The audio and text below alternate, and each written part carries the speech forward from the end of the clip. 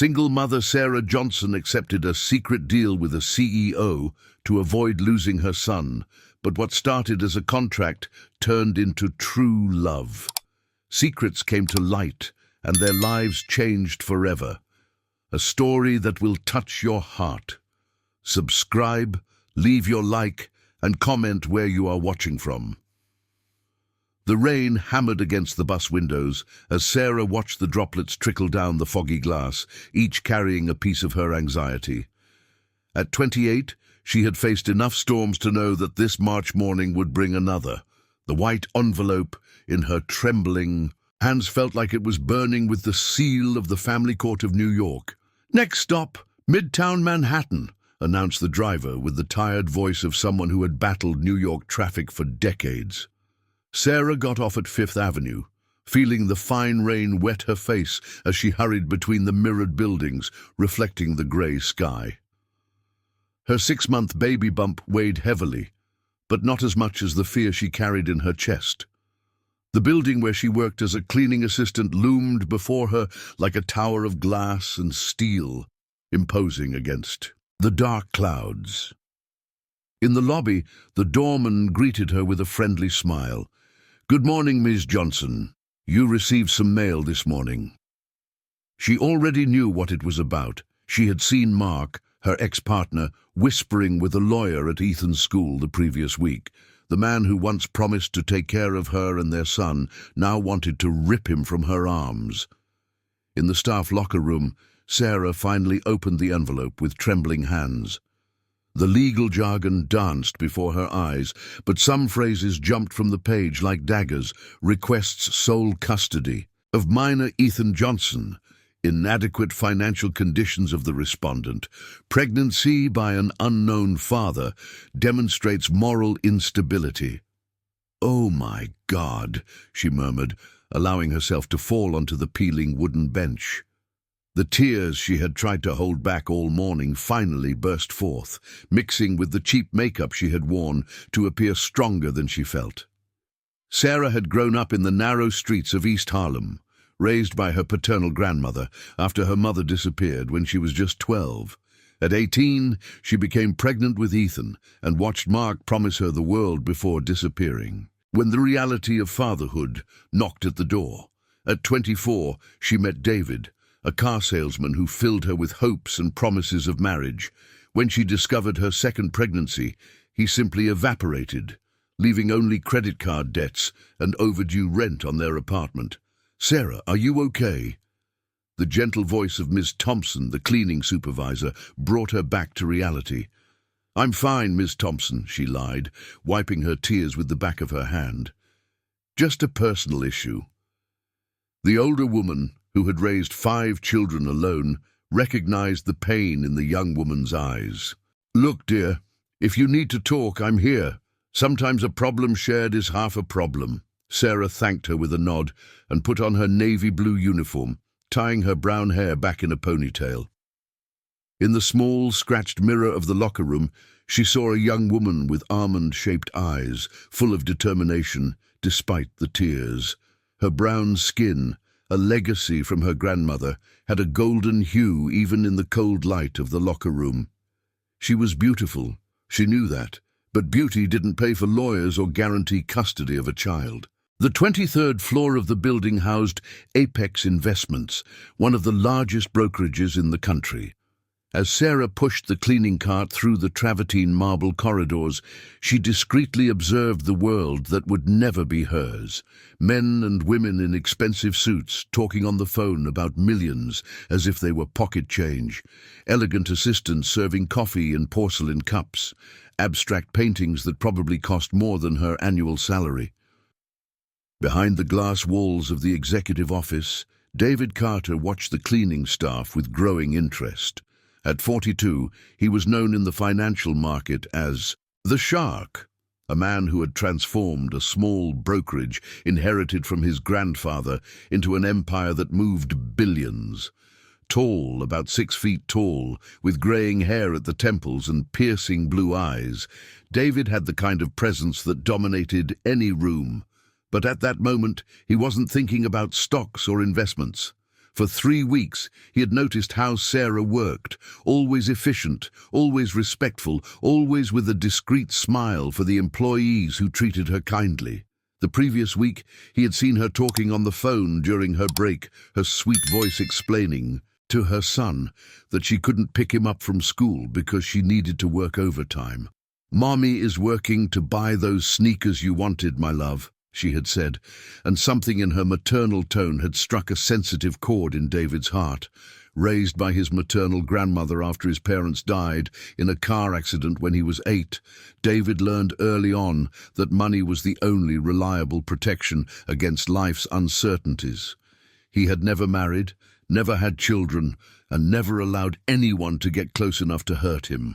But lately, the penthouse apartment in the Upper East Side felt too big, too quiet, too empty.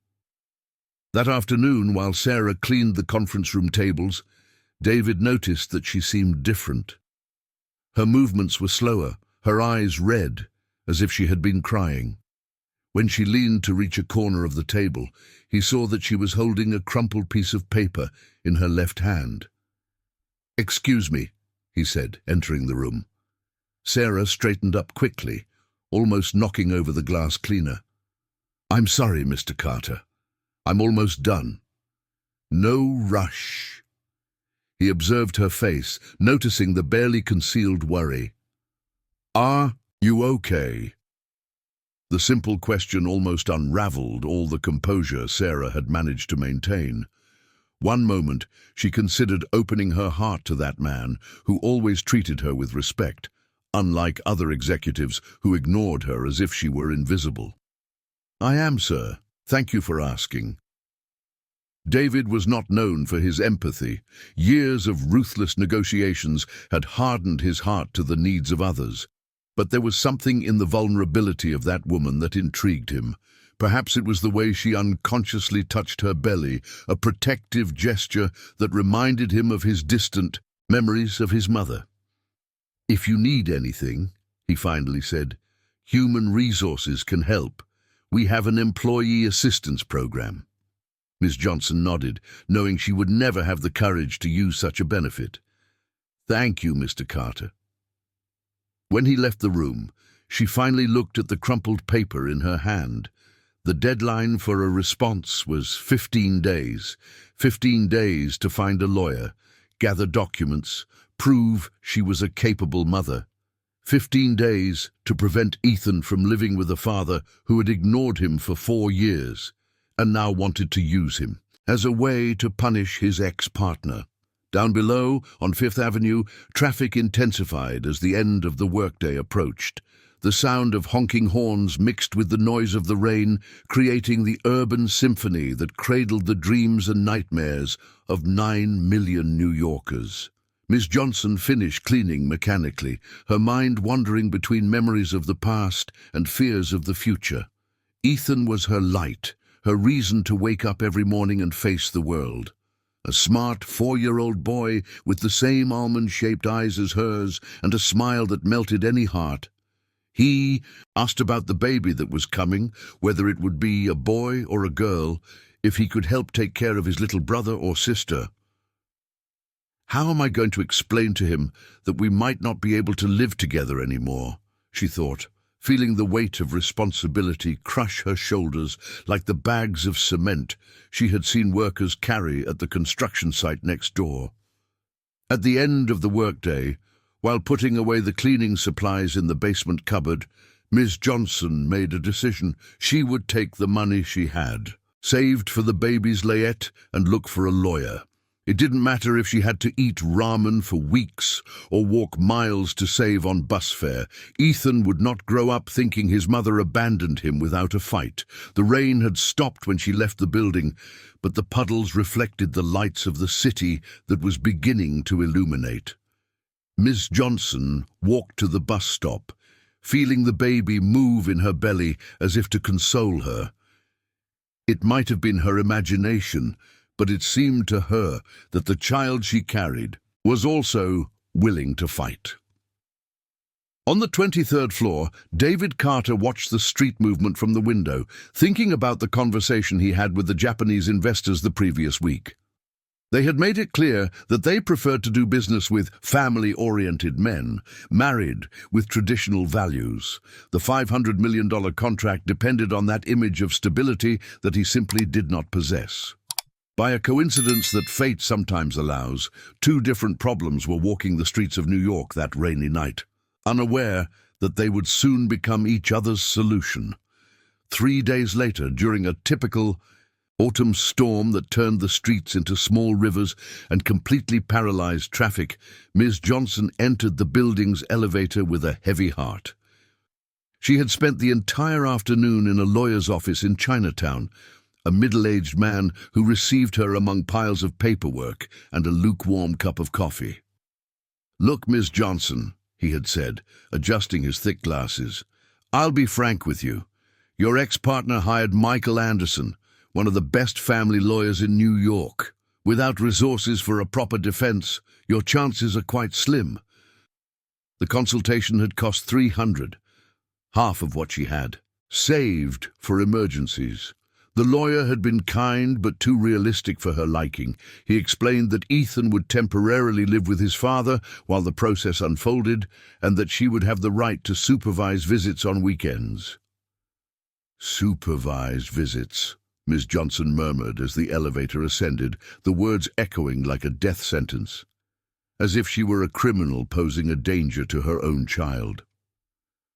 On the 15th floor, the doors opened and David Carter entered, carrying a leather briefcase and talking on the phone. He discreetly waved to Ms. Johnson, who positioned herself in the opposite corner, trying to make herself invisible, as she always did in the presence of executives. "No, Mr. Yamamoto," David said in English, his voice firm yet respectful. "I completely understand the concern about family values. Yes, I agree that it is essential for long-term partners." Suddenly, the elevator jolted to a stop between the 18th and 19th floors. The lights flickered twice before going out completely, leaving only the emergency lighting. The air conditioning ceased, and the only audible sound was the heavy patter of rain against the building's exterior walls. "What the hell?" David murmured, pressing all the buttons on the panel. Nothing happened. Ms. Johnson pressed herself against the wall, feeling a twinge of claustrophobia. Small, enclosed spaces always made her nervous, a reminder of the time she hid in the closet when her grandmother's drunk husband came home. "It must be the storm," she said softly. "Sometimes it causes problems with the power grid." David looked at her for the first time, truly noticing the pallor of her face in the dim light. "Are you okay? You look a bit nauseous." "I am," Ms. Johnson lied, although she knew it was not just the elevator that was bothering her. The conversation with the lawyer had shattered her last hopes, and she felt as if she were drowning slowly. He pressed the intercom button. "Central? This is David Carter. I'm stuck in the elevator with an employee. How long until the repair?" The crackling voice replied, "Mr. Carter, we have a team on the way, but with this storm, it may take between 1 and 2 hours. I apologize for the inconvenience." 2 hours. Sarah felt a tightness in her chest. Ethan was at school until 6, but she always arrived half an hour early to pick him up. If she was late, he would be alone with the principal, probably crying and wondering where his mother was. "I need to call my son's school," she said, pulling her phone out of her pocket. The screen read, "No signal." David tried his own phone and got the same result. The storm must be interfering with the communication towers. The silence that followed was heavy. Sarah sat on the elevator floor, leaning her back against the wall and wrapping her hands around her belly. The baby, she had discovered it was a girl at her last appointment, was moving restlessly, as if sensing her mother's anxiety. "How many months?" David asked, surprising himself with the personal question. 6.5 months, Sarah replied, looking up.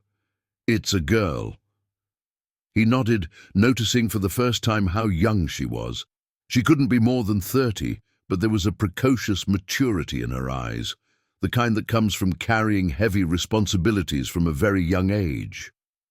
And the father? The question slipped out before he could censor himself. Sarah laughed bitterly. Which one? The father of my 4-year-old who disappeared when he found out being a dad wasn't just about making a baby, or this one, who thought it was better to vanish when he learned about the pregnancy. The raw honesty of her response caught David off guard. He was used to conversations filled with subterfuge, word games, and half-truths. This woman spoke as if she had nothing to lose. "I'm sorry," he said, and he truly felt it. "That must be hard." "You know what's harder?" Sarah looked directly at him, her eyes shining in the dim light. "It's when the father who never cared decides he wants custody of the child just to make me suffer. It's realizing that all the love in the world isn't enough if you don't have money to pay for a decent lawyer." David felt something stir in his chest, a sensation he hadn't experienced in years. Perhaps it was her vulnerability, or the way she protectively touched her belly, but something about the situation touched him deeply. "Did you receive a court notice?" he asked, his business mind already processing the information. Sarah nodded, pulling the crumpled paper from her bag. 15 days to respond. 3 have already passed." He took the document, reading quickly. He knew Michael Anderson by name, a shark who charged $5,000 just to look at a case. "This lawyer is expensive," he commented. "Your ex must have resources." "He never had money to pay child support," Sarah said with disdain. "But now, suddenly, he has cash to hire this Anderson guy. I think his new family is helping." The rain intensified, and a thunderclap echoed through the building. In the dim light, David observed Sarah's profile, the determination in her jaw, the way she held her shoulders back despite all the pressure. There was something warrior-like about her, something he recognized from his own battles. "What if I helped you?" The words came out before he could think of the consequences. Sarah turned to him, surprised. "How?" David hesitated. The idea forming in his mind was crazy, impossible, completely out of character for him. But the Japanese investors, the $500 million contract, the need for a family image.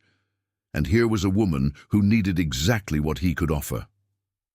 "You need financial stability and a structured home to keep custody of your son," he said slowly.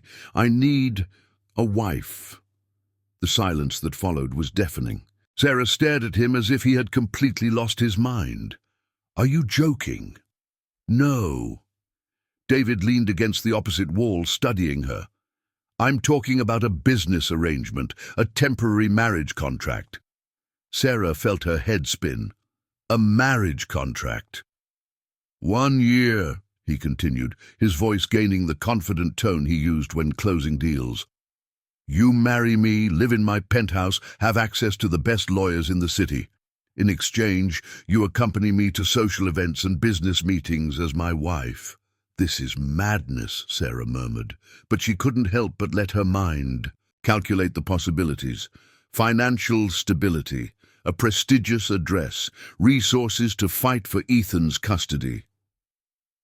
"It's a business proposal," David insisted. "Nothing more. You would have your own room, total freedom. You would just need to play the role of wife when necessary." The baby kicked hard, as if wanting to join the conversation. Sarah looked at her belly, thinking of Ethan waiting at school, the custody battle that could separate them, the uncertain future that awaited her. "Why would you do this for me?" she asked. "You don't even know me." David considered the question. He could talk about the investors, about the need for a family image to close deals. But there was something more, something he himself didn't fully understand. "Maybe because I recognize someone who is fighting alone," he finally said. "And maybe because we both have something the other needs."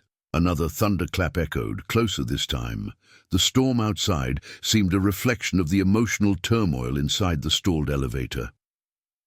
"And after a year?" Sarah asked, surprising herself by seriously considering the proposal. An amicable divorce. You get a sum that ensures your independence and the education of the children. I keep the contracts I need to close." Sarah closed her eyes, feeling the weight of the decision. It was risky, insane, possibly the most reckless thing she could do, but it could also be the salvation she had been searching for. "I need to think," she finally said. "Of course." David checked his watch. "But remember, you only have 12 days left." At that moment, the elevator lights came back on and the system resumed functioning. The doors opened on the ground floor, revealing 2 worried technicians and a relieved doorman. "Are you okay? You were stuck for almost 2 hours," said one of the technicians. Sarah quickly stood up, smoothing the skirt of her uniform. "Thank you for the offer, Mr. Carter," she said formally, as if they had only discussed work matters. "I will consider your proposal." As she hurried toward the exit, David remained in the elevator, watching her leave. For the first time in years, he had made an offer without fully calculating the risks. And for the first time in a long time, he felt genuinely invested in the outcome. Outside, Sarah ran through the rain toward the bus stop, her heart racing. The proposal echoed in her mind, like an impossible echo. A contract marriage, a year of security in exchange for playing a role. Would it be the solution to all her problems, or the beginning of complications she couldn't even imagine? For the next 3 days, Sarah barely managed to sleep. David's proposal echoed in her mind like an impossible mantra, mixing with the nighttime cries of Ethan, who had started having nightmares since he learned about the trip he would take to his father's house. "Mommy, I don't want to live with Dad Richard," the boy said every morning, clinging to her legs tightly. "He yells a lot, and Aunt Carla doesn't like me." Sarah knelt down to be at her son's level, looking into those almond-shaped eyes so similar to hers, filled with a confusion no child should feel. "My love, maybe Mommy can find a way for you not to have to separate," she said, trying to keep her voice steady. "But I need you to be brave for a few days, okay?" In the 2-bedroom apartment in East Harlem that she shared with Ethan's paternal grandmother, Ms. Green, a 70-year-old lady who took care of her grandson while Sarah worked, whispered conversations stretched into the early hours of the morning. "Girl, you're crazy if you think what I think you're thinking," Ms. Green said, shaking her grey head. "Marriage for interest never works out." "It's not a real marriage, Grandma," Sarah retorted, pacing back and forth in the small living room. "It's a business arrangement, like a job. A job where you live in your boss's house and pretend to be his wife." Ms. Green crossed her thin arms. "That has a name, Sarah, and it's not a job." The observation stung like a slap. Sarah knew her grandmother was worried, but the words brought to the surface all the insecurities she was trying to hide. Would that be what people thought? That she had sold herself for money? On Thursday, David called her for a private conversation in his office. His office was a reflection of his personality. Clean-lined furniture in shades of grey and black, an imposing glass desk, and a privileged view of Fifth Avenue stretching as far as the eye could see. "Have you thought about my proposal?" he asked directly, without preamble. Sarah was nervous, her hands sweating as she held the cleaning cloth she had used as an excuse to be there. "I have thought about it, but I have questions. I'm listening. If we accept this, where would my son stay? And after the baby is born?" David had thought about that too. The apartment has 4 suites. Ethan would have his own room, with everything he needs. There's an international school 2 blocks away, one of the best in New York. "Private school," Sarah murmured, imagining Ethan in a school with a pool and laboratories, far from the overcrowded classrooms he currently attended. "And the baby? We would have to hire a nanny, someone you choose and approve." The ease with which he spoke about expenses that would represent years of her salary left her dizzy. "How much do you earn per month if it's not too personal?" David smiled for the first time since they started the conversation. Enough that you never have to worry about money again, neither you nor the children. And what would you gain from this? I still don't quite understand. He stood up, walking to the window. Down below, the traffic on Fifth Avenue moved like a rushing river of metal and glass. I have international investors, conservative people who do business based on trust and family values. They need to see stability, tradition. A single man at 42 makes them suspicious. So I would be a facade. You would be a business partner with mutual benefits, he corrected. Nothing you do would be a lie. You would really be my wife, legally speaking. Sarah looked around the luxurious office, thinking about the vast difference between that world and hers. And what if it doesn't work out? What if we can't pretend properly? We won't pretend, David said, turning to her. We'll be practical, mutual respect, clear objectives, benefits for both sides. At that moment, her phone rang. It was the principal of Ethan's school. Miss Sarah, it's about Ethan. His father came to pick him up early today, said he had a court order. Sarah's blood ran cold. What do you mean? There was no order for today. He showed a document. It looked official. The boy cried a lot, but we couldn't stop him. Sarah hung up the phone with trembling hands. Ethan had been taken, without warning, without preparation, ripped from school as if he were an object in dispute. What happened, David asked, noticing her sudden paleness. He took my son, Sarah murmured, feeling her legs go weak. Richard took Ethan. David didn't hesitate. He picked up the phone from the desk and dialed a number. Robert, it's David Carter. I need you in my office now. It's urgent. In less than 20 minutes, a stylish man in his 50s entered the room. Robert Greene, one of the most respected family law attorneys in the country. Sarah, this is Robert Greene. Robert, this is Sarah Johnson. She's going to marry me next week. The lawyer looked from one to the other clearly, surprised but too professional to ask questions. What's the situation? Sarah told the whole story, from the initial letter to what had just happened. Robert. He was taking notes on a tablet, occasionally asking specific questions about dates and documents. Well, he finally said, the procedure was irregular but not illegal if he had a temporary court order. I'll need a few hours to secure a restraining order that guarantees the immediate return of the child. How long? Asked Sarah, anxious. If all goes well, Ethan could be home by tomorrow night. Sarah felt her knees buckle and sank into the leather armchair. It was more than any lawyer she could afford would ever promise to achieve. What's the cost? She asked, already knowing she couldn't afford the fees. David answered before Robert could speak. That's my problem. Robert, I also need you to prepare a prenuptial agreement, something that protects Sarah and the children, but also makes clear the temporary nature of the marriage. Temporary. Robert raised an eyebrow. 1 year, said David, with specific clauses regarding child custody, support, and dissolution of the marriage. The lawyer took more notes. I'll need to speak with you separately about the, specific terms. Miss Johnson, do you have any objections to premarital medical examinations? What kind of examinations? Standard for contracts of this nature. Nothing invasive, just to ensure both parties are aware of any relevant health issues. Sarah nodded, still dazed by the speed of events. A few hours ago she was cleaning bathrooms and agonizing over the future. Now she was discussing prenuptial contracts with one of the most expensive lawyers in the country.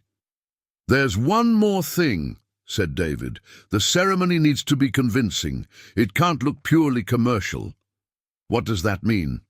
Church, wedding dress, guests, a small party, but authentic enough that no one questions the legitimacy of the marriage. Sarah felt a pang in her chest. Since she was little, she had dreamed of her wedding. A white dress, flowers, her grandmother crying with emotion in the front row.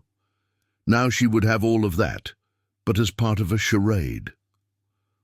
"I need to talk to my grandmother," she finally said, "and I need to see Ethan today." "Robert will take care of that," David assured her. "You can visit him tonight, supervised, while the restraining order is pending, at 7 in the evening." Sarah was at the door of Richard's house in New York, accompanied by Robert and a social worker.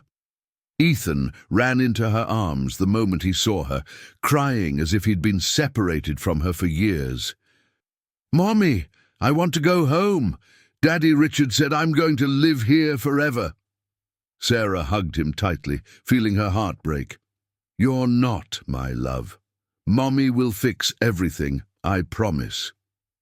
Richard appeared at the door, more arrogant than ever.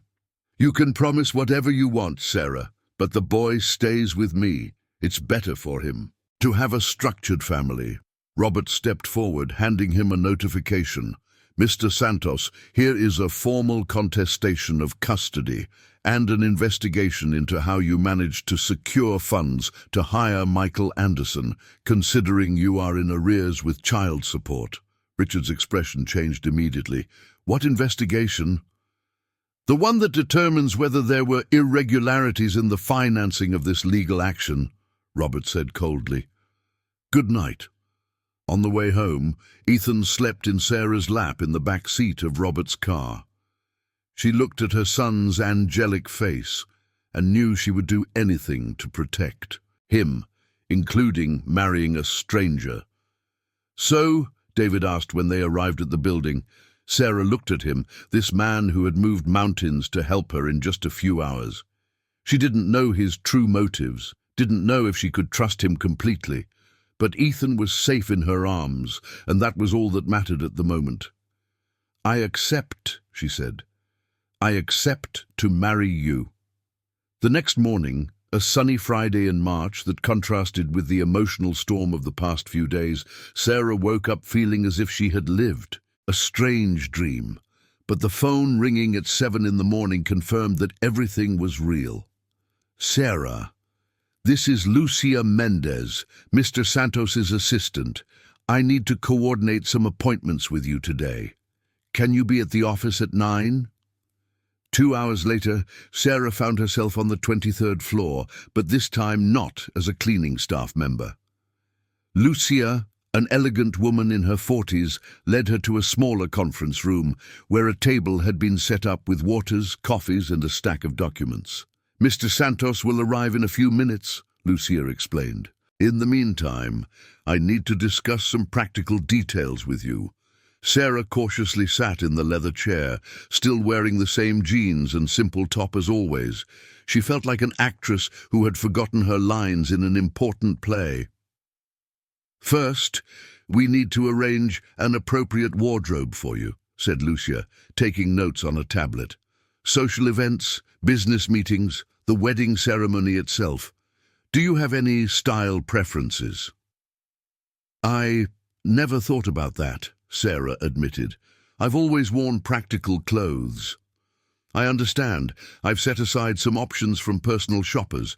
We also need to schedule the salon, manicure, dentist if necessary." The list went on: wedding photographer, catering, flowers, music. Each item cost more than Sarah earned in months, and Lucia mentioned them with the casualness of someone buying bread at the bakery. David arrived at 9:30, carrying his leather briefcase and exuding the subtle masculine fragrance that Sarah had begun to associate with him. He wore a dark grey suit that accentuated his blue eyes and looked more rested than she felt. "Good morning. How is Ethan?" The simple question about her son's well-being surprised her. "Better. He slept with me all night. Didn't want to let go." "That's natural." David sat across from her. "Robert secured the restraining order. Ethan can come home this afternoon, and the temporary custody remains suspended until the final hearing." Sarah felt her shoulders relax for the first time in days. "Thank you for all of this." "We're not done yet." He opened the briefcase, pulling out a thick document.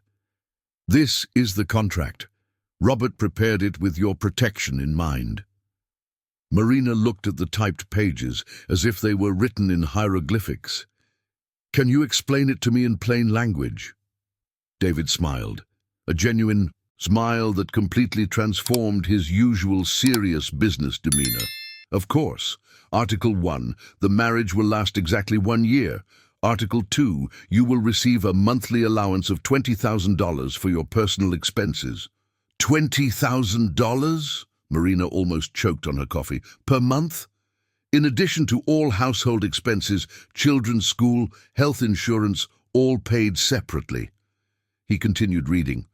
Article 3, at the end of the year, you will receive a sum of $500,000, tax-free. Marina stood up from her chair, walking over to the window.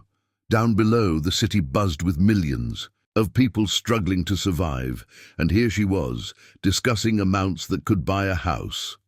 Why so much money? She asked, not turning around. Because I want you to be truly independent afterward. So you won't have to work jobs that leave you vulnerable, so you can dedicate yourself to the children. There was something in his voice, a sincerity she didn't expect. Marina turned to study his face, searching for signs of deceit or manipulation.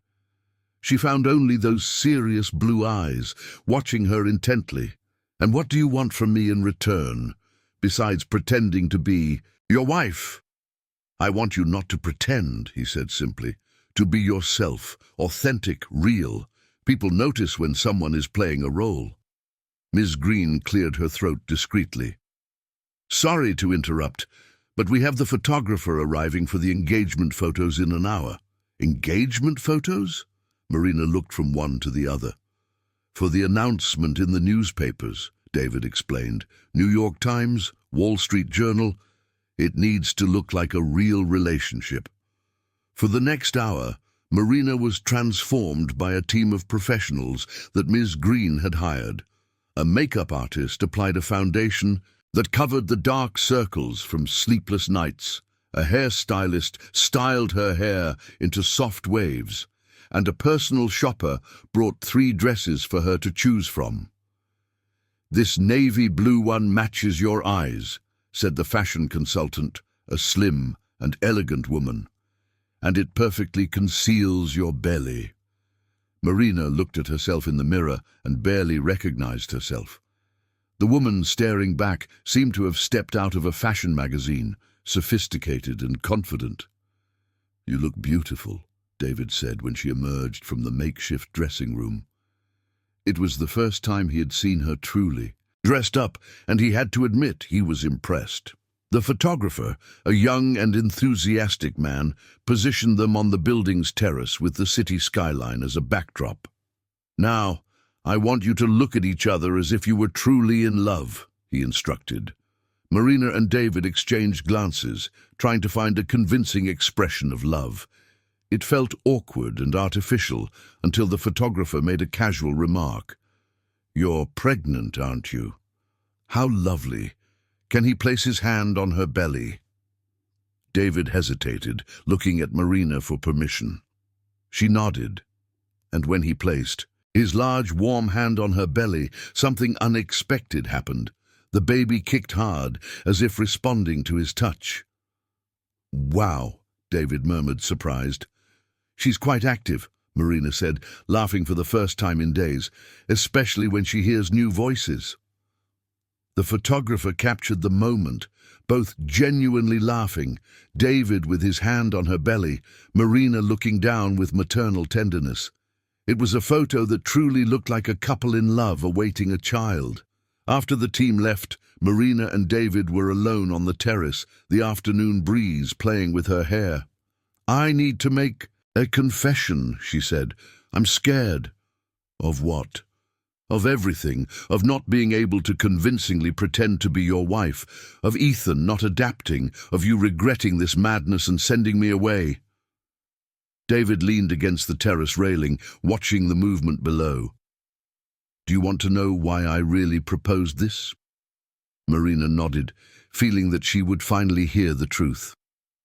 My parents died when I was 8. I was raised by my grandmother, who was strict. She never showed affection, never hugged me. I learned that love was a luxury, that security came from money and control.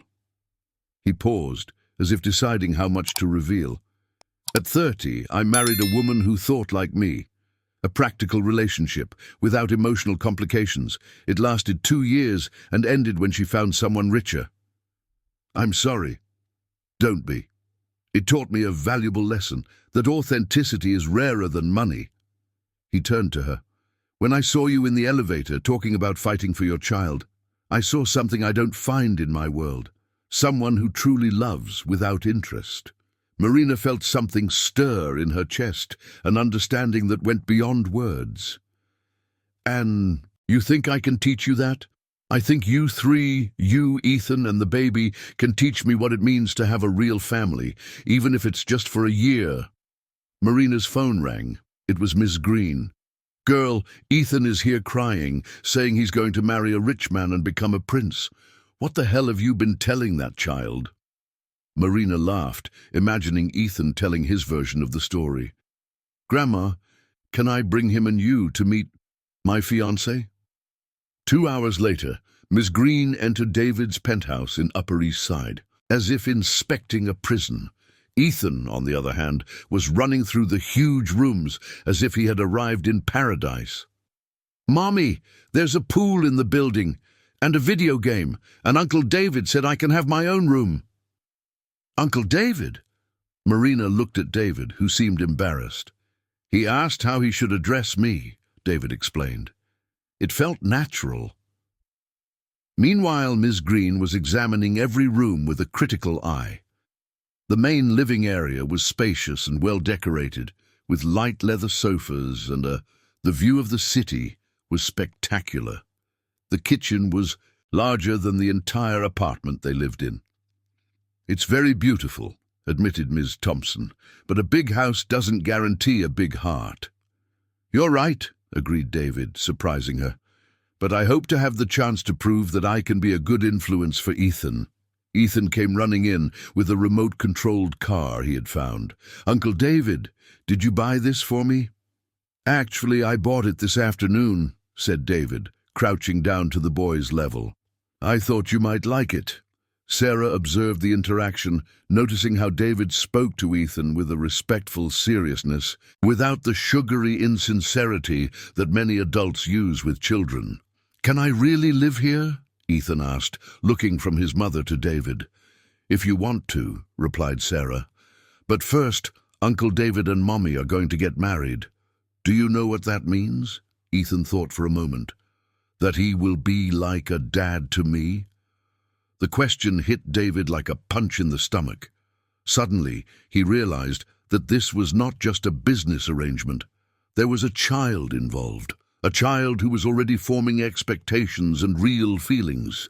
"Ethan," he said carefully, "I promise to take care of you and your mom, and your little sister too." "How do you know it's a girl?" "Your mom told me." Ethan nodded, apparently satisfied with the answer.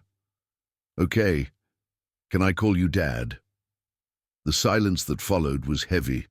Sarah watched David struggle with the question, seeing something transform in his face. "You can call me whatever you want," he finally said, "but remember, real dads don't disappear. If I'm going to be your dad, it will be forever." It was Ms. Green who broke the emotional silence. "Well, if you're going to do this crazy thing, you better do it right. Ethan, come help Grandma prepare some coffee to celebrate." That night, while Ethan slept in what would be his new bed and Ms. Green rested in the guest suite, Sarah and David found themselves on the rooftop terrace, watching the city lights. "I didn't expect it to feel so real," he admitted. "Ethan has that effect on people," Sarah said. "He makes you want to be better than you are." "And what if I can't?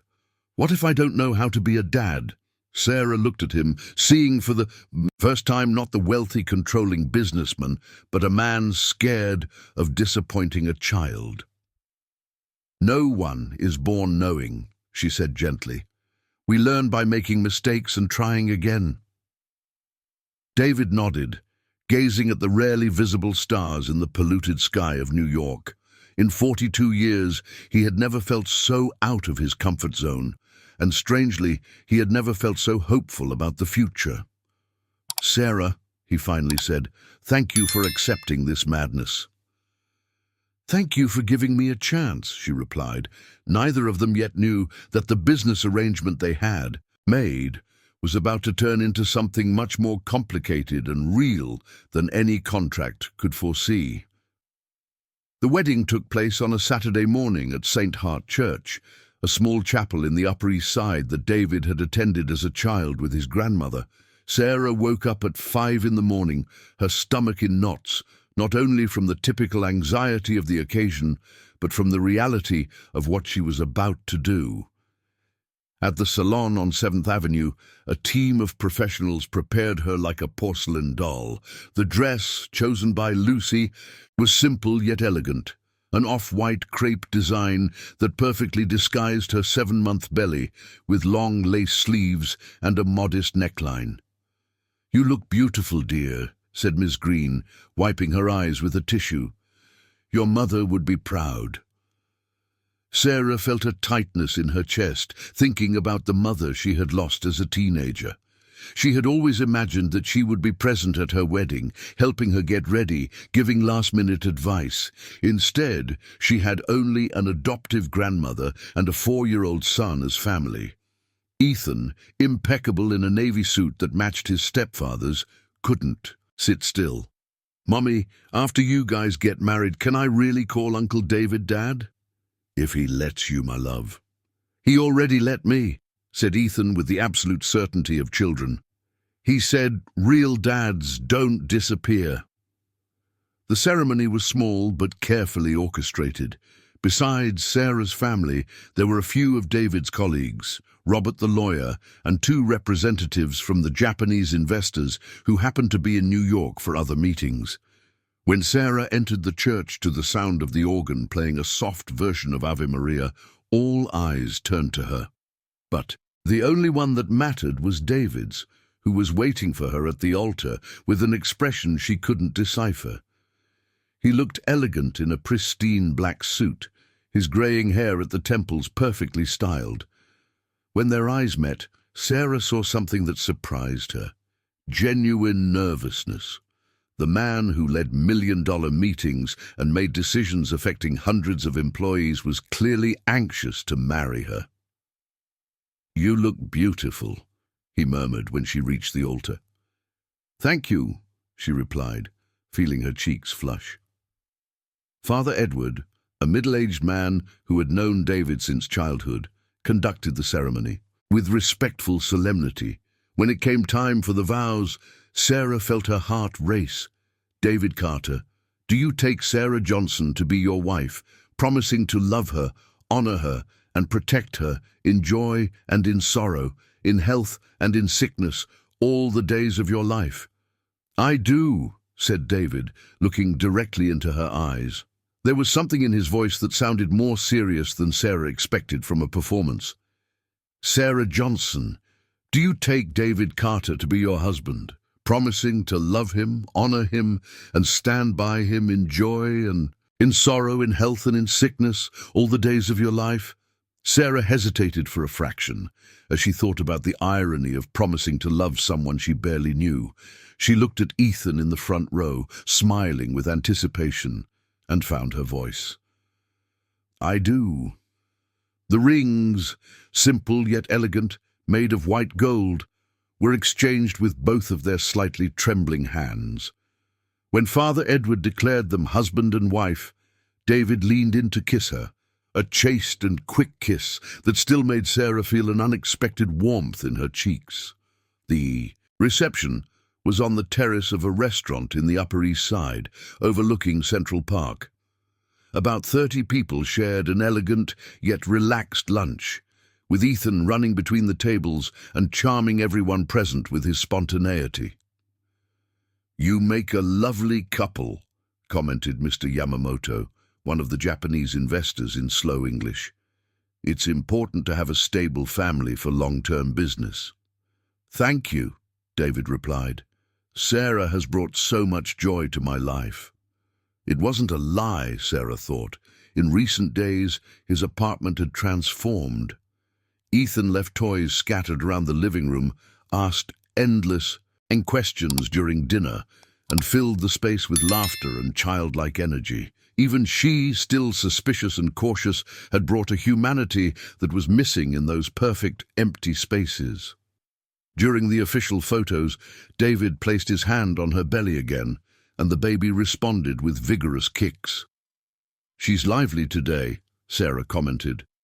Maybe she's celebrating too, he said, and for a moment Sarah wondered if he was genuinely representing or if there was something real in those words. That night, after the guests left and Ethan fell asleep exhausted in the new bed, Sarah and David found themselves in the kitchen of the penthouse, still in their wedding clothes but barefoot, sharing a pizza they had ordered. So, she said, nibbling on a slice of margarita, technically, we're married now. Technically, he agreed, pouring her a glass of orange juice. How do you feel? Weird. And you? Like I've signed the most important contract of my life without reading the fine print. Sarah laughed, and the sound echoed through the spacious kitchen. What fine print? Ethan called me Dad during the party, 3 times.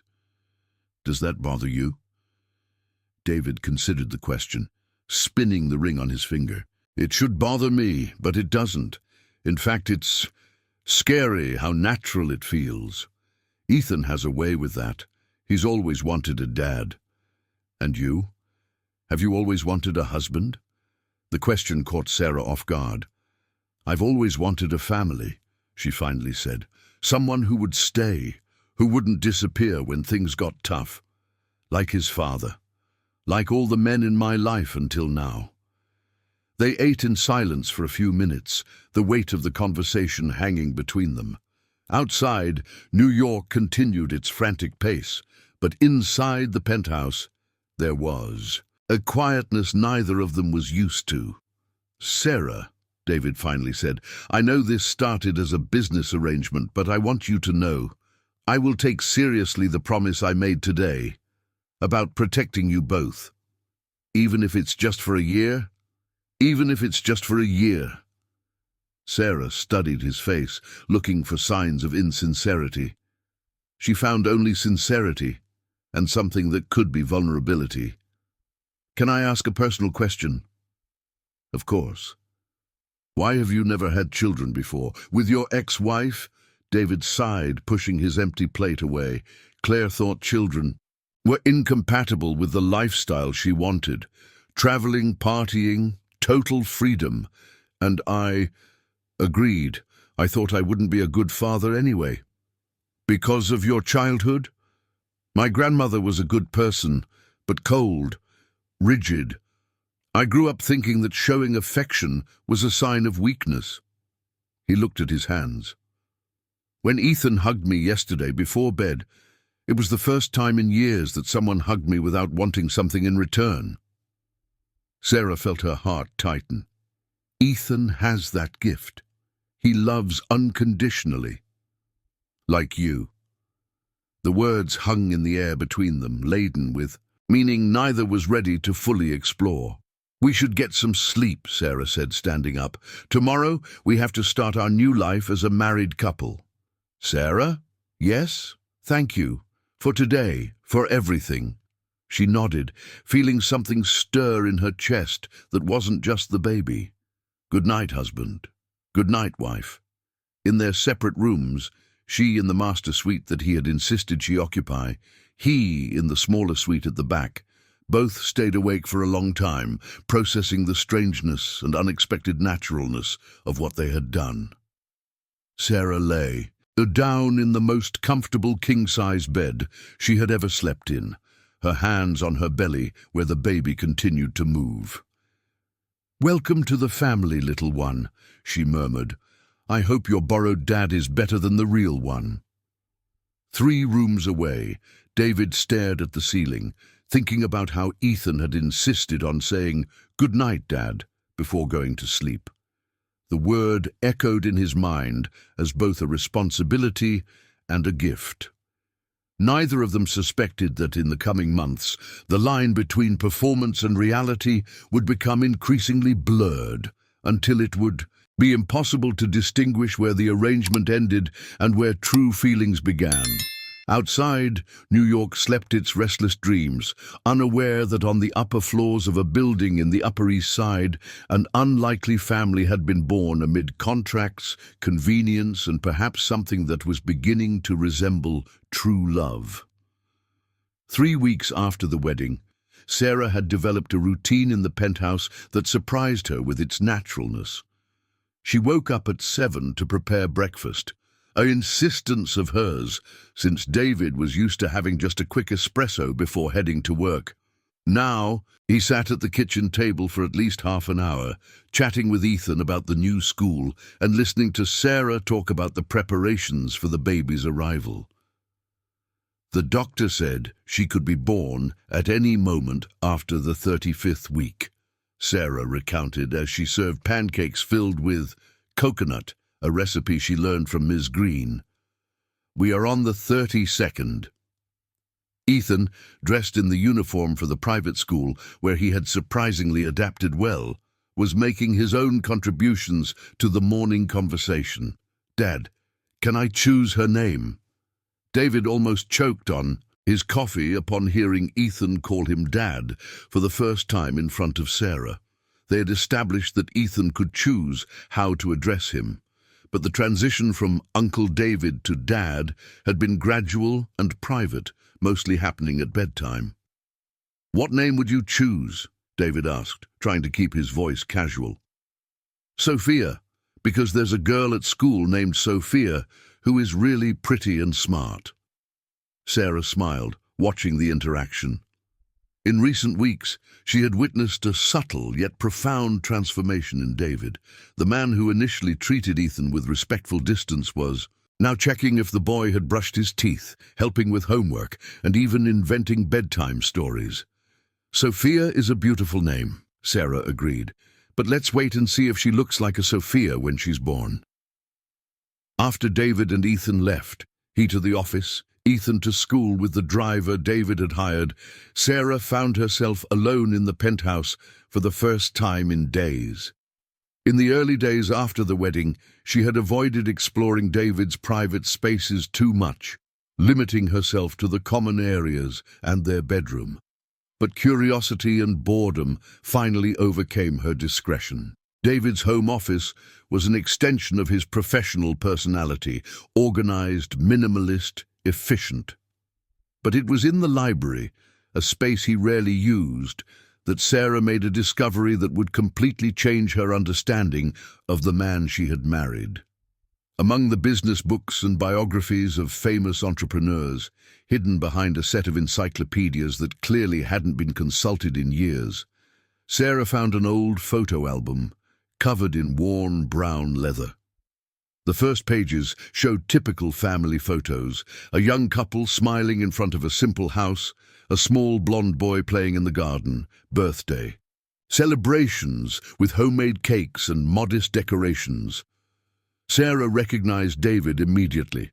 The same piercing blue eyes, but with the innocence and joy that only children possess. It was on the next page that she found something that made her stop completely. A photo of David, around 6 years old, next to a woman who was clearly not his mother. The woman was older, stern, with a rigid posture that contrasted with the boy's hesitant smile. On the back of the photo, a child's handwriting read, "Me and Grandma Helena, first day in the new house." The following pages told a silent but eloquent story. Christmas photos where David appeared increasingly serious, always impeccably dressed, but with his eyes progressively losing their spontaneity. School reports glued between the photos, all with perfect grades, but comments from teachers about a child who was very quiet and excessively well-behaved for his age. The last photo in the album showed David at 18, graduating from high school. He was next to his grandmother, both serious, with no display of affection or joy. It looked more like an official photo than a family celebration. Sarah carefully closed the album, feeling as if she had invaded something deeply private.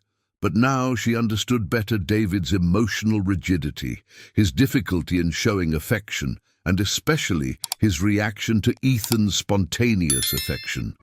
That afternoon, when David came home from work, he found Sarah on the balcony, watching Ethan play in the building's play area while Miss Green supervised him. The advanced pregnancy left her tired more easily, and she had developed the habit of resting there in the late afternoon. "How was your day?" he asked, loosening his tie and sitting in the chair next to her. "Productive," Sarah said, hesitating on how to approach what she had discovered. "I explored a bit more of the house. I hope you don't mind." "Of course not. It's your house, too." The naturalness with which he said this surprised her. "I found a photo album in the library." David immediately stiffened. "Oh. You never told me that your parents died when you were so young. I didn't think it was relevant." "David," Sarah turned to face him, "you were 6 years old in that first photo with your grandmother. 6 years." He fell silent for a long moment, watching Ethan run after a ball in the playground. "Car accident," he finally said. "They were coming back from a trip to Aspen. It was raining heavily." "I'm sorry. It was a long time ago."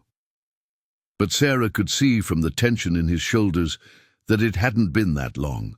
Some pains never fully heal. They just learn to hide better. "Your grandmother seemed stern."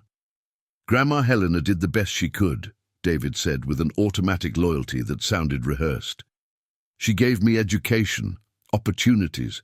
I never lacked anything material." "And what about what wasn't material?" The question hung in the air between them. Down below, Ethan had convinced Miss Green to push him on the swing, and their laughter reached the 23rd floor like cheerful music. "She thought that displays of affection made children weak," David finally said. "That too much love-spoiled character. I went to bed every night without a hug, without a sweet good night. Just a formal sleep well, David." Sarah felt her heart tighten, imagining that blonde boy from the photos, alone in a big, cold room, with no one to tell stories or check if he was afraid of the dark. "That's why you're surprised when Ethan hugs you." "Every time," he admitted. "It's as if my brain doesn't know how to process genuine affection. And that's why you thought you wouldn't be a good father. How could I be? I have no references for how to show love to a child." Sarah watched David struggle with the words, seeing the vulnerability that David rarely allowed others to see. "But you are learning." "Ethan is teaching me," he said, a half-smile touching his lips.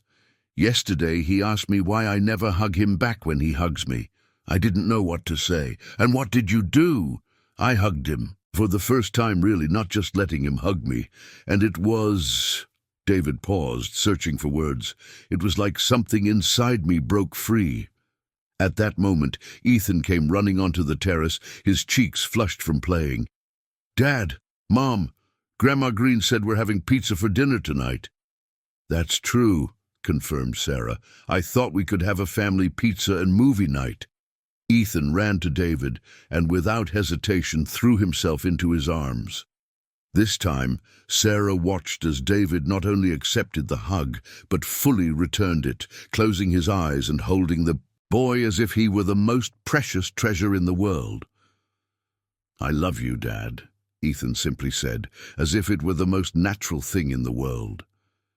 Sarah saw David swallow hard, too emotional to respond immediately. When he finally spoke, his voice was hoarse. "I love you too, son." It was the first time he called Ethan son, and the first time he had said "I love you" to anyone since the death of his parents over 3 decades ago. That night, while watching Finding Nemo in the living room, a choice by Ethan, Sarah observed David more closely. She noticed how he allowed himself to laugh at the movie's jokes, how he let Ethan use his arm as a pillow, how he unconsciously began to stroke the boy's hair. "Dad," Ethan said during a pause in the movie, "when my little sister is born, will you love her too?" "I will love her as if she were my real daughter," David promised, looking from Ethan to Sarah. "Because you are my family now." The words were spoken with such sincerity that Sarah felt something stir in her chest, something that went far, beyond the baby moving. For the first time since the marriage, she allowed herself to consider the possibility that the one-year agreement could turn into something permanent. But along with that budding hope came the fear of being deluded, of confusing gratitude with love, convenience with romance. David was learning to love Ethan. That was undeniable. But what about her? Could the man who offered her financial salvation also offer her the true love she had always dreamed of? As Ethan fell asleep on the couch between them, Sarah and David exchanged a look over the child's head. There was something new in that look, an intimacy that hadn't existed when they married. It wasn't love yet, but it was something deeper than friendship, more real than a business arrangement. "Thank you," David murmured. "For what?" "For showing me that I can be different from my grandmother, that I can love without seeming weak." Sarah smiled, placing her hand on her belly where Sophia, she had decided to accept Ethan's suggestion, continued to be active even at this late hour. "Thank you for giving us a chance to be a family." Neither of them said it out loud, but both were beginning to hope that when the year ended, neither of them would want the marriage to come to an end. June arrived with the characteristic chill of New York's winter and a series of complications that Sarah had not anticipated when she accepted the agreement with David.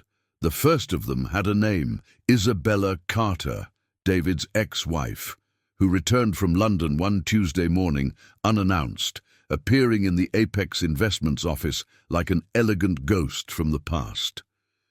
"David, darling," she said, entering the executive office with the familiarity of someone who knew every corner of that space.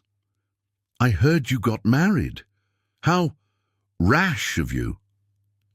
Isabella was everything Sarah was not: tall, slender, with perfectly straightened blonde hair, and clothes that cost more than the annual salary of a cleaning lady. At 40, she maintained the artificial beauty of someone who could afford the best cosmetic treatments, and her posture radiated the confidence of someone who had never had to fight for anything in life. "Isabella." David stood up from the table, clearly uncomfortable. "What are you doing here?" "Business, of course. My lawyer in London discovered some irregularities in your current marriage that may affect our previous prenuptial agreement." She placed a folder of documents on the glass table, the sound echoing through the silent office. "You remember Clause 7 of our divorce, don't you? If either of us remarries within 5 years, the original financial agreement can be re-evaluated." David grabbed the papers, his eyes quickly scanning the legal text. The blood drained from his face as he read. "This is ridiculous, Isabella.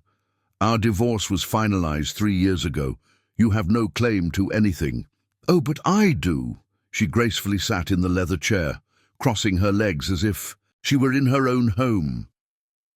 "Especially if I can prove that your current marriage is a commercial sham, which doesn't seem very difficult considering you married how can I say this politely, a cleaning lady pregnant with another man's child."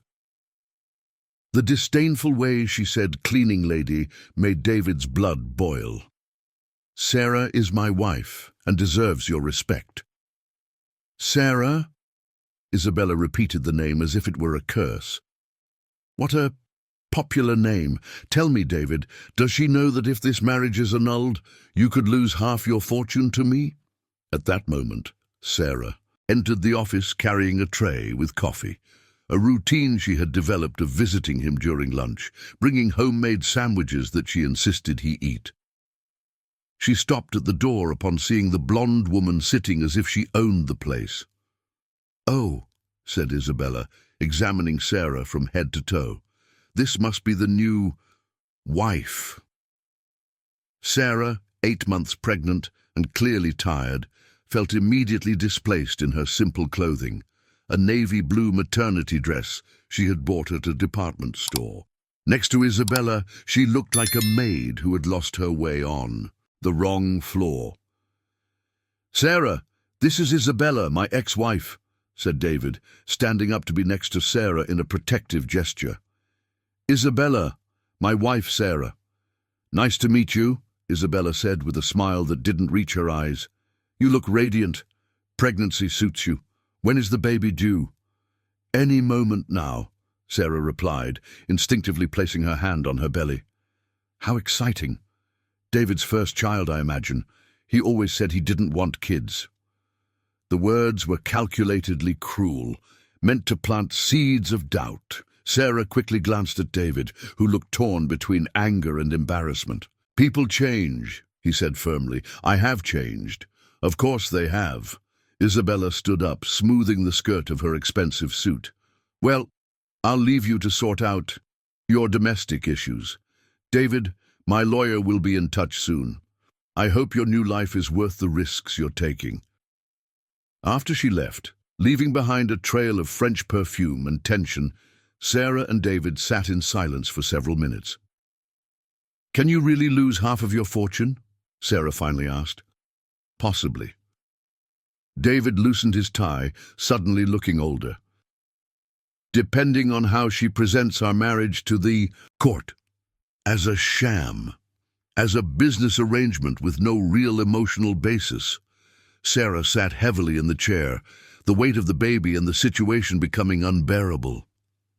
"Maybe we should end this before you lose everything." "No."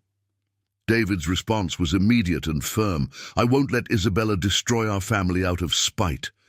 "Our family," Sarah repeated, testing the words. "Is that what we are?" Before David could respond, his phone rang. It was Gabriel's school. "Mr. Carter, Gabriel got sick during gym class. He's vomiting and has a fever. Can you come pick him up?" 40 minutes. Later they were in the pediatric emergency room at Mount Sinai Hospital, Gabriel pale and limp in David's arms, while Sarah filled out admission forms with trembling hands. "Viral gastroenteritis," the pediatrician diagnosed after examining Gabriel. "Nothing serious, but he needs hydration and rest. He might have caught it at school. It's common this time of year." For the next 6 hours, Sarah and David took turns by the hospital bed, watching Gabriel sleep between doses of IV fluids. It was Sarah who first noticed that something had changed in David's behavior. He didn't leave Gabriel's side for a moment, constantly checking if the boy was breathing normally, asking the nurses every hour if everything was progressing well. His hands trembled slightly every time Gabriel moaned in his sleep. "David," Sarah said gently, touching his arm. "He's going to be fine. The doctor said it's common." "I know," he murmured, but he didn't take his eyes off his adopted son. "It's just, I've never taken care of a sick child before. I don't know if I'm doing everything right." "You're doing perfectly. You're here, you're present. That's all he needs." When Gabriel woke up at 10 o'clock at night, the first thing he did was look for David. "Dad, I'm thirsty." "I brought Jell-O," David said immediately, already prepared with a cup he had bought at the hospital cafeteria. "Strawberry flavor, your favorite." Gabriel smiled weakly. "Did you stay here the whole time?" "Of course I did. Parents stay with their kids when they're sick. Even when they're not your real kid?" The innocent question hit David like a punch. He knelt beside the bed, coming down to Gabriel's eye level. "Gabriel, you are my real son. You may not have been born from me, but you are my son in my heart. And real parents never abandon their children, no matter what happens. Not even if you and Mom separate? David looked at Sarah, who was watching the conversation with tears in her eyes. Gabriel, why are you thinking about this? Aunt Isabella said things. When you went out to get water, she said that you guys weren't really married. Sarah felt her blood run cold. Isabella was here. She came when you guys went out to talk to the doctor, Gabriel explained. She said Mom was lying, that you weren't going to stay with us after the baby was born. David stood up like a beast, his fists clenched. Where is she? David, no. Sarah held his arm. Gabriel needs you right now. He took a deep breath, forcing himself to calm down. He knelt beside his son again. Gabriel, look at me. I'm going to make you a very serious promise, the kind that men make to each other. You, your mom, and your little sister are my family, forever. No matter what people say, no matter what problems arise, I will fight for you until the last day of my life. Gabriel nodded, seemingly satisfied with the answer. And the baby, when she is born, will you love her like you love me? I will love her just like I love you. Just like I love your mom. The words came out before David could censor them. Sarah looked up, surprised, but he held her gaze without backing down. It's true, he said, this time deliberately. I love you three. That morning, after Gabriel had fallen asleep and been discharged, Sarah and David returned home in silence. Only when they were in the elevator of the building did she allow herself to process what had happened. You said you love me. I did. In a moment of stress. Maybe it's not real. David stopped the elevator between two floors, turning to face her. Sarah, I may not know much about expressing feelings, but I know the difference between gratitude and love, between convenience and passion. And what do you feel for me? I feel that you brought light to places in my soul that have been dark for decades. I feel that when I see you taking care of Gabriel, or when I feel feeling the baby move in your belly, I finally understand what it means to have something more important than money or business. Sarah felt tears streaming down her face. What if Isabella manages to prove our marriage is fake? What if you lose everything? Then we'll start over. Together, as a real family. He kissed her then, not the chaste kiss of the ceremony, but a real kiss, deep, filled with months of accumulated tension and feelings neither of them had admitted until that moment. When they broke apart, Sarah was breathless. David, I know it started as an arrangement, he said, but I don't want to pretend anymore. I want this marriage to be real. Even risking everything? Especially risking everything. That night, for the first time since the wedding, they slept in the same room. Not as lovers yet. The advanced pregnancy and the emotional fatigue of the day made them just two human beings, needing the comfort of each other's presence. But it was the first real step towards something that had begun as a lie, and was transforming into the most important truth of their lives. Outside, Isabella was plotting her next move, determined to destroy the happiness she had lost. But inside the penthouse, in the Upper East Side, a family born out of convenience was finally admitting it had become real out of love. In the early hours of July 15th, Sarah woke up with a familiar but more intense pain than the Braxton Hicks contractions she had been feeling in recent weeks. It was 3:30 in the morning and New York was sleeping under a typical light drizzle of summer. David, she called softly, touching her husband's shoulder. Since the night at the hospital with Ethan, they had started sharing the same bed, still cautious but gradually building real intimacy. What? He woke immediately, his business instincts alerting him in seconds. Is everything okay? I think it's time. The next few hours passed in a controlled whirlwind of activity. David called the doctor, Ms. Green woke up to care for Ethan, and by 5 in the morning they were at Mount Sinai Hospital, Sarah already having contractions 5 minutes apart. "First daughter?" the nurse asked as she led Sarah to the delivery room. "Second child," David corrected automatically. "We have a 5-year-old boy." Sarah looked at him, surprised and touched by how naturally he had included himself in Ethan's story. The nurse noted, "Couples, second child," on the chart without questioning. Labor was long, 14 hours of progressively more intense contractions, with David holding Sarah's hand and doing everything he could to help.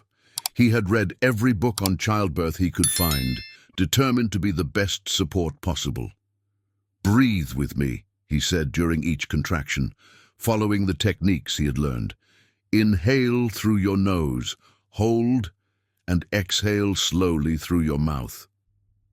"You're calmer than I am," Sarah murmured during a pause between the pains. "I'm terrified," he admitted, but trying not to show it.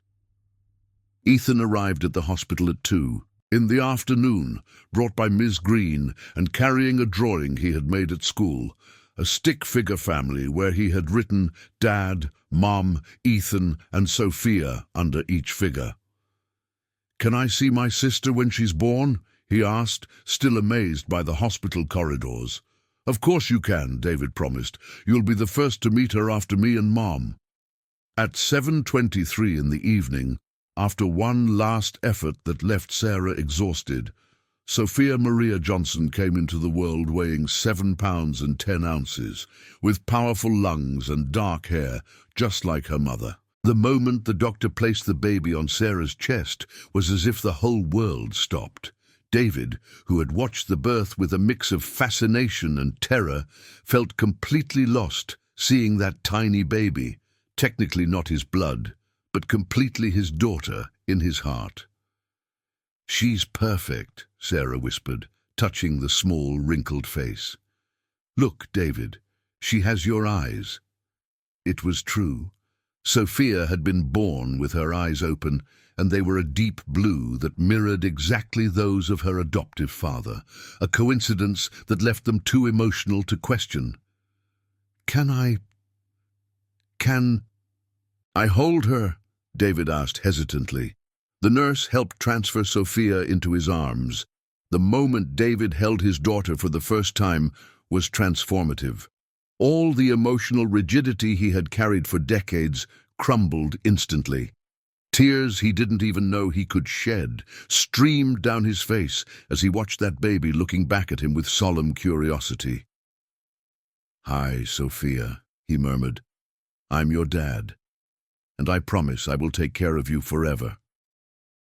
When Ethan was finally allowed into the room, he ran straight to the bed where Sarah rested with Sophia on her chest. "She's so tiny," he exclaimed, carefully climbing onto the bed. "Can I touch her?" "Of course you can," Sarah said, "but very gently." Ethan extended his index finger, which Sophia grasped with surprising strength. The boy looked amazed at the strength of his sister's tiny fist. "Dad, look, she already likes me." "Of course she does," David said, sitting on the edge of the bed. "You're the best big brother she could have." That night, while Sarah slept exhausted and Sophia rested in the crib beside the bed, David stayed awake, watching his 2 girls. He was 42 years old, and for the first time in his life felt complete. Not because he had found a wife or gained children, but because he had discovered he was capable of loving unconditionally. The peace lasted exactly 2 days.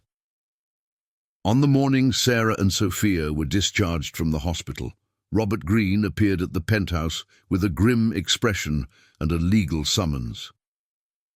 "Isabella has filed a motion to annul the marriage," he said bluntly. "She claims it was a fraudulent business arrangement intended to harm her rights in the previous divorce." "On what basis?" David asked, holding Ethan while Sarah recovered on the sofa. "She hired a private investigator. There are photos of you in the hospital during the pregnancy, documents proving that Sarah worked as your cleaning lady, and—" Robert hesitated. "A testimony from Richard." Sarah paled. "Richard? What does he have to do with this?" According to his testimony, you told him you would marry anyone who had money to help you keep custody of Ethan. Isabella is using this as proof that the marriage was solely for financial gain. That's a lie, Sarah exploded. I never said that. I know, Robert said, but they have a recording. The silence that followed was devastating. Sophia began to cry, as if sensing the tension in the room, and David automatically rocked her while processing the information. What kind of recording? Sarah asked. A phone call. Apparently Richard called you 3 days before the wedding and recorded the conversation. Sarah vaguely remembered the call. Richard had tried to blackmail her, saying he would give up custody if she went back to him. She had said many things in desperation and anger, words that could now destroy her family. What happens if the annulment is approved? David asked. Legally, you were never married. Isabella can claim a significant portion of your assets based on the previous prenuptial agreement. And Robert looked at Sarah with pity. Richard can renew the custody request for Ethan, claiming you lied to the court about having a stable family. Sarah felt as if the ground had disappeared beneath her feet. In one fell swoop, Isabella could destroy not only the marriage, but also separate her from Ethan and leave David financially ruined. Do we have any defense? David asked. One. You need to prove that, regardless of how the marriage began, it developed into true love, that it is no longer a business arrangement. How do we prove that? Witnesses, evidence of real family life, documentation that you function as a genuine couple. Robert paused, looking at each other. And you need to renew your vows, publicly. A ceremony that makes it clear that you choose to be together for love, not convenience. That night, after Ethan fell asleep and Sophia was fed and calm, Sarah and David sat on the rooftop terrace, watching the city lights and trying to process the uncertain future ahead of them. Maybe we should separate, Sarah finally said. Before you lose everything. Sarah. No, listen. You saved me when I had no options left. You gave me dignity, security, a chance to be a good mother to Ethan. I can't let you pay that price. David turned to face her, Sophia sleeping peacefully in his arms. Do you think I would do this out of obligation, that I'm here out of pity? I don't know what to think anymore. Then let me clarify. He passed Sophia to Sarah and knelt before her, taking her hands. Sarah Johnson Carter, do you want to marry me, for real this time, for love, not convenience? Knowing that I could lose everything, that we might have to start over from scratch? Sarah looked at the man kneeling before her, the same one who 6 months ago had offered her a cold business arrangement and who now offered his heart without guarantees. What if it doesn't work out? What if we can't prove that our love is real? Then we fight together, as a family, because even if we lose everything, we will still have each other. Sarah looked at Sophia, then at the room where Ethan slept, then back at David. The family they had built was imperfect, unconventional, born of desperate circumstances. But it was real. It was theirs. Yes, she finally said. I want to marry you for real. Even knowing the risks. Especially knowing the risks. When they kissed, this time there was no hesitation or doubt. It was the kiss of two people who had chosen to fight together against all odds, who had turned a convenient lie into the most important truth of their lives. The legal battle ahead would be fierce, and the outcome was far from guaranteed. But that night on the terrace of a rooftop in the Upper East Side, a family born from a contract finally became a family united by true love. And for the first time since it all began, that felt enough to face any storm. October arrived with that typical humid heat of spring in New York that made the air shimmer with mirage over the asphalt of Fifth Avenue. Sophia, now 3 months old, had become the gravitational center of the Upper East Side apartment, with her feeding schedule dictating the routine of the whole family. Ethan, adapted to the role of big brother, insisted on helping with everything, from choosing her outfits to holding the bottle when Sarah needed a break. "Dad, Sophia is crying," Ethan announced one Saturday morning, running to the room where David was trying to work on some reports. "I think she wants you." It was true. Sophia had developed an inexplicable preference for her adoptive father's arms, calming down instantly when he picked her up.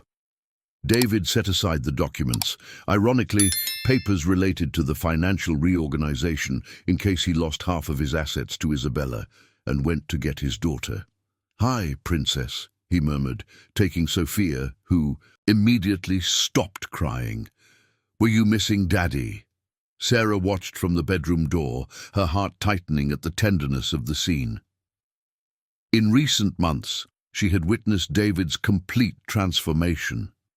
The man who once confessed he didn't know how to show affection was now humming made-up lullabies, making funny voices to make Sophia smile, and waking up in the middle of the night without complaint to help with feedings.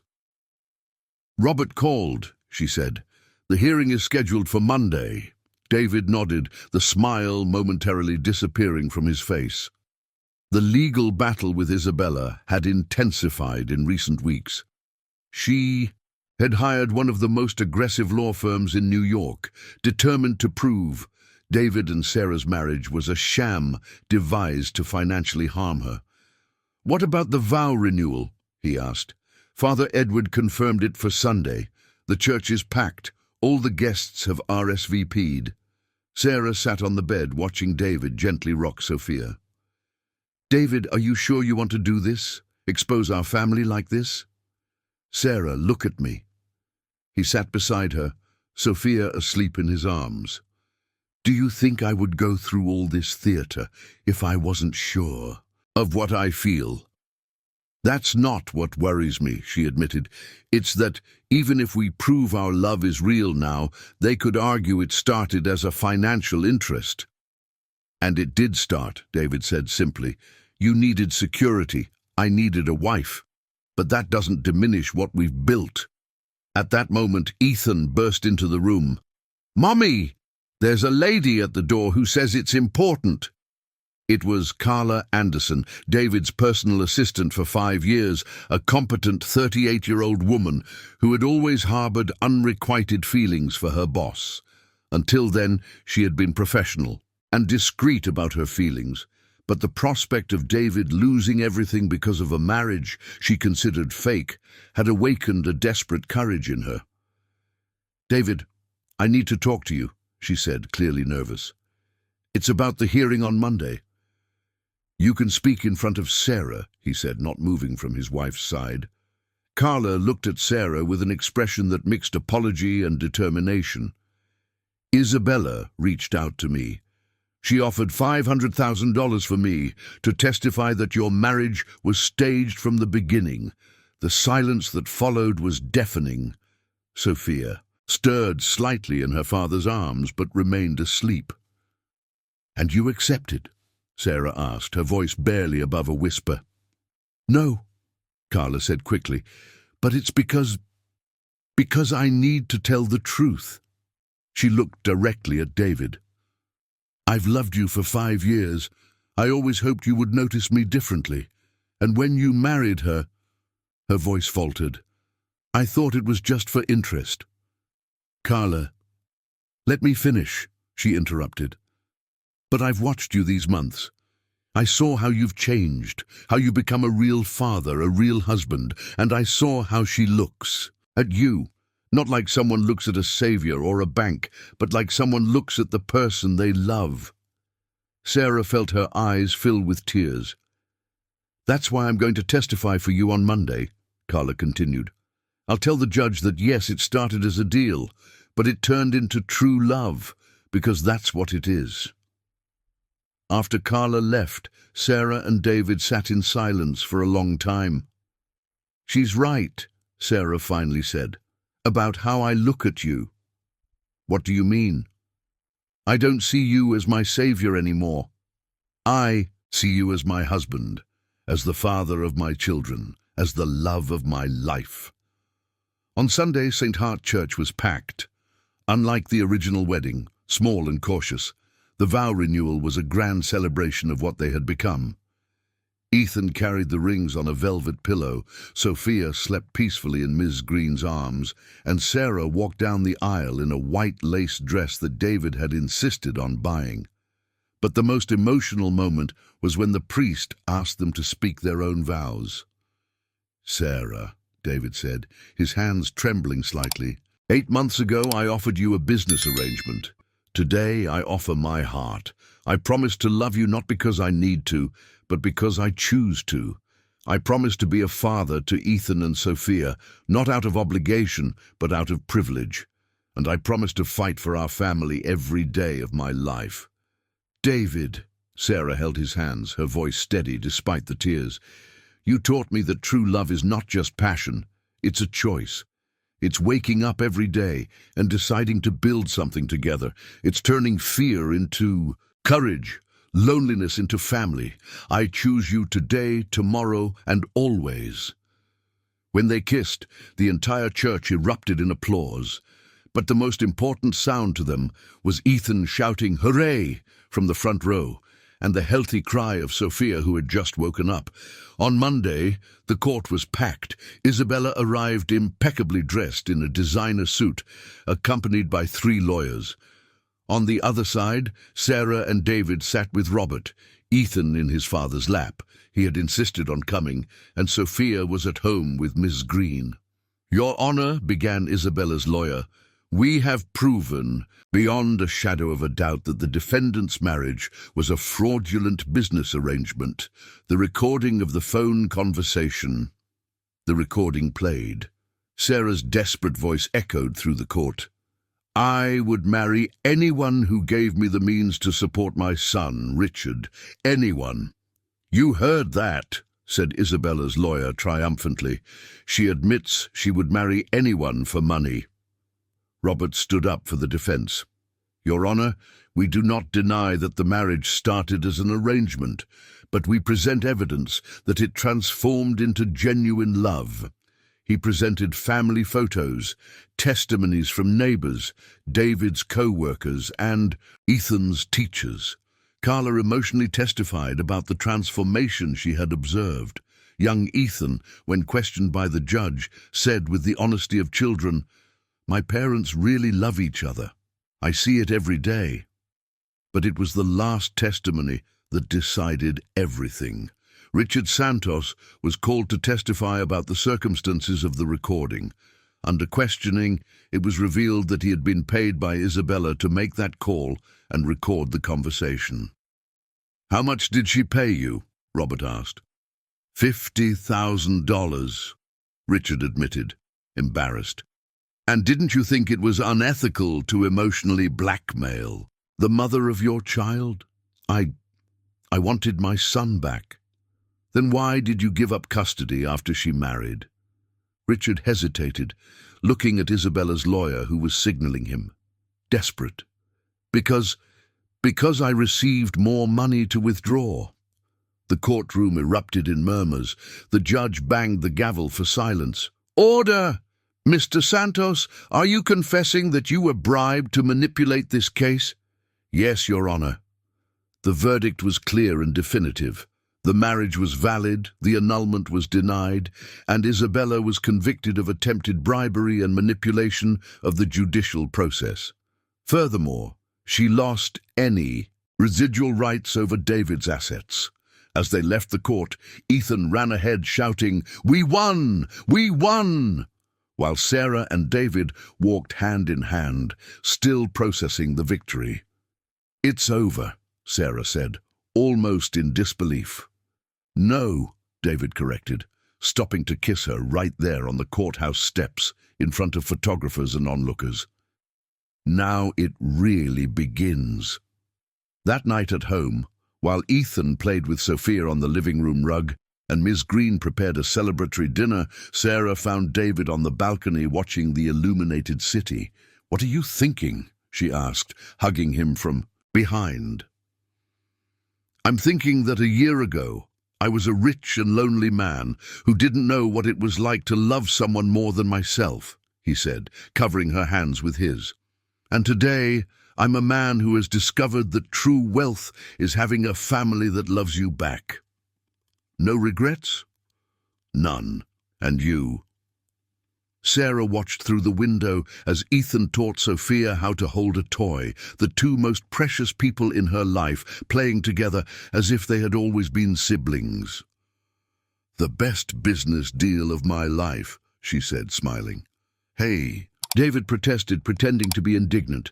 Sorry, she laughed, the best love marriage of my life. As they kissed, with the sounds of their happy family echoing from the room behind them and the city of New York stretching infinitely before them, they both knew they had found something that no contract could guarantee, a love that had been born out of necessity, grown in companionship, and solidified in the daily choice to build a life together. The battle was over. The family had won. And what had started as a secret agreement had transformed into the most honest and beautiful truth of their lives. December 2024 arrived with the typical muggy warmth of New York summer and a sense of new beginnings that hovered over the Johnson family like a gentle breeze after months of storm.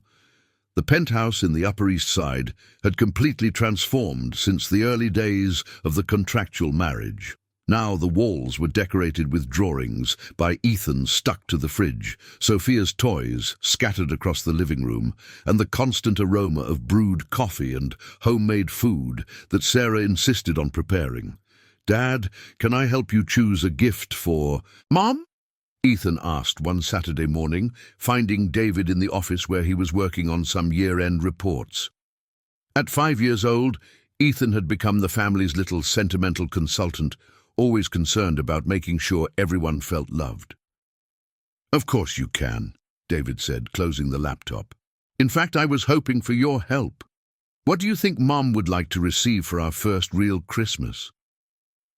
Ethan thought seriously, furrowing his brow in an expression that mirrored David's when he was focused. "She always looks at that old photo album of her grandma. I think she wants more pictures of our family."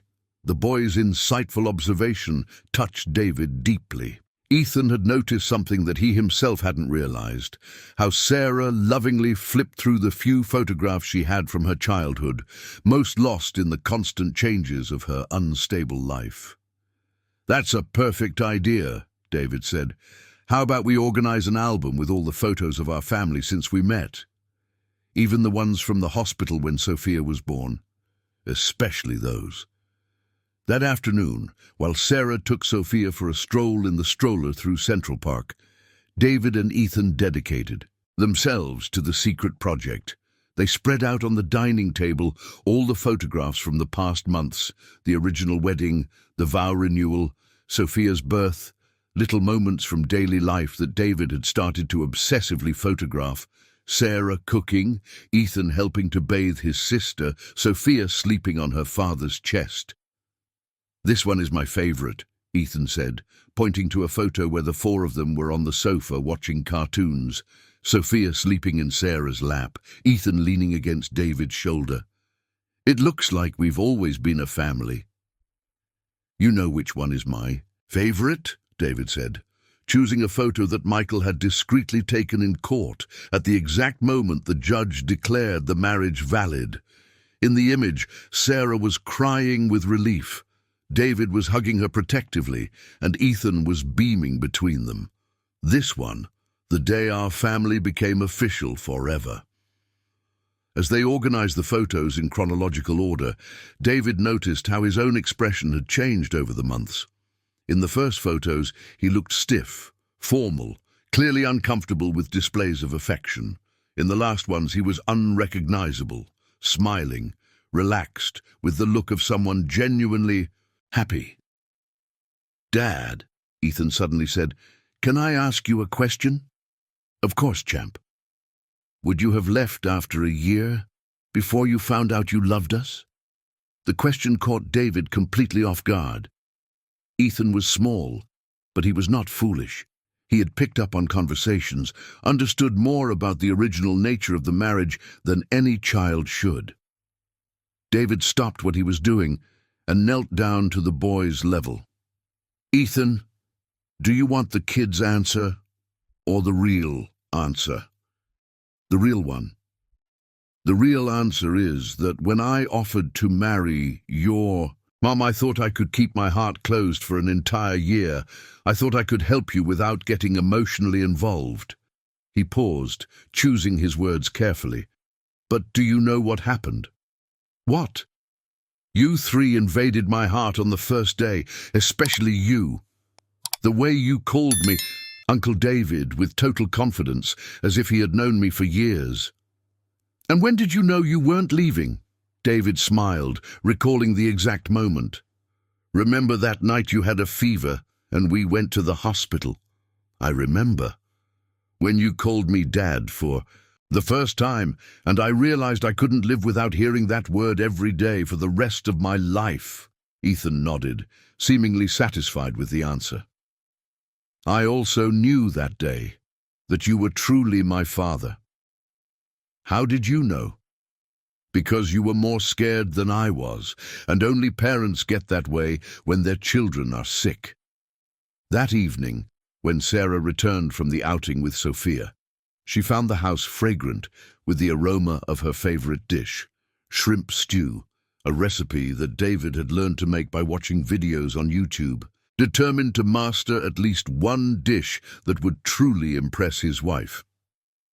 "What are you two plotting?" she asked, noticing the conspiratorial smiles of Ethan and David. "Nothing," they both said in unison, with a synchronization that made her laugh. During dinner, with Sophia in her high chair between them, trying to grab grains of rice with her little clumsy hands, Ethan talked about his day at school. David discussed plans to expand the business next year, and Sarah shared the news she had discovered during their walk in the park. "I ran into Lucy at the park," she said. "Do you know what she told me? That you turned down 3 marriage proposals in the last 2 months." David nearly choked on the shrimp stew. "What do you mean?" "Apparently, your transformation into a family man has only increased your appeal in the marriage market," Sarah laughed. "Lucy said there's a mother of one of Ethan's classmates interested, an executive from your business, even a judge you met at the court." "And what did you say to Lucy?" "That they came too late, that the best man in New York is already taken." "Taken and very happy," David said, reaching out to hold her hand over the table. After Ethan went to bed and Sophia was fed and calm in her crib, Sarah and David found themselves on the balcony with 2 glasses of wine, the first alcohol Sarah had consumed since before the pregnancy. "A toast," David said, raising his glass. "To what?" "To the end of our first year of marriage, and to the beginning of all the others to come." "Technically, our contract ended last week," Sarah reminded with a mischievous smile. "Then I need to make a new proposal," David said, setting his glass aside and kneeling before her for the second time in a few months. This time, however, he had a small blue velvet box in his hands. "Sarah Johnson, do you want to renew our contract? Forever this time? No termination clauses, no expiration date, just love, companionship, and the promise to build together the family we both have always dreamed of?"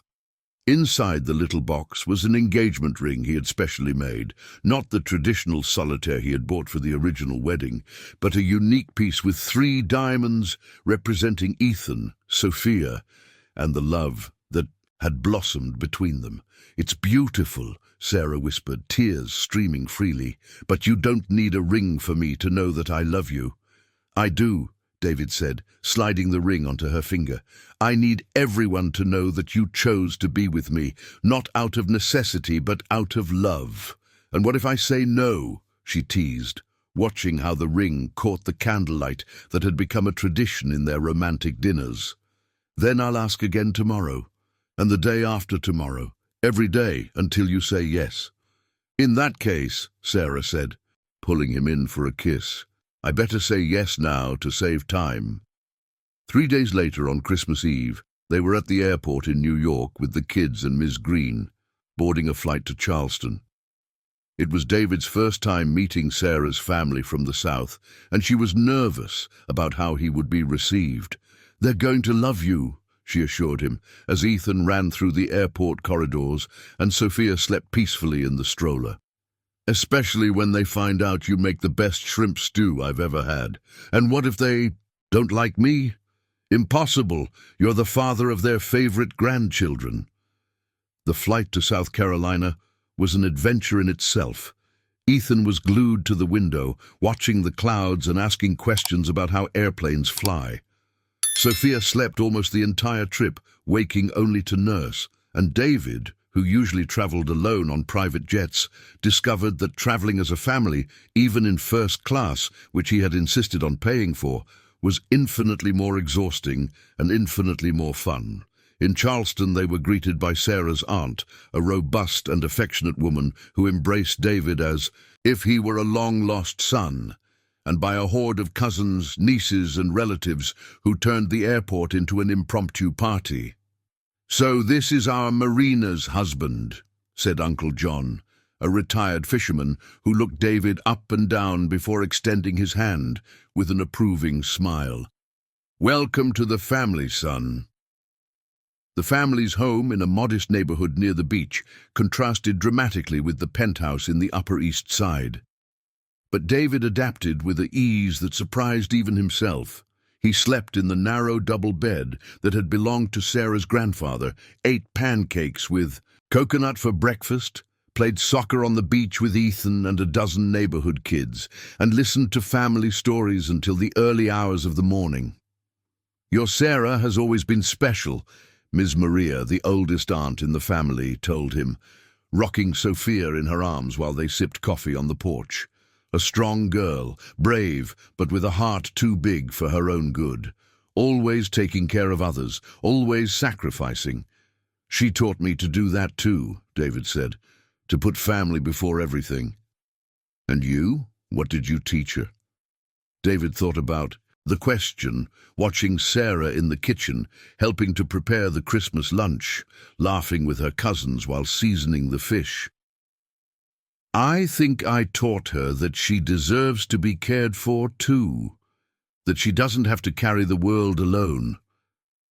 At Coney Island, during the sunset on Christmas Eve, Sarah and David walked hand in hand along the sand while Ethan ran after the waves and Ms. Green took care of Sophia under the beach umbrella. "Thank you," Sarah suddenly said. "For what?"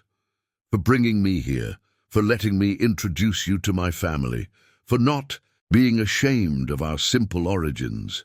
Sarah, your family is amazing. They are people who know what really matters in life."